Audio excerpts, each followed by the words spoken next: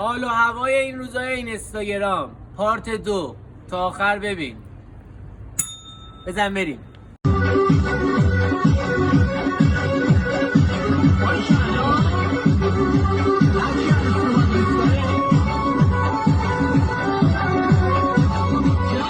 تو خونه قبرم یا حسین خوش اومد. لوس بازی در نیار، الان وقت شهادت نیست. خوش اومد.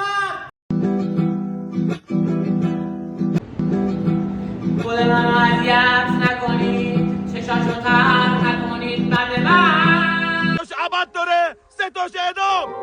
حالا چرا داد میزنی؟ فکر کردی ما کریم؟ باد نکنیم. ببین به من نگو پلنگ، من یه چهار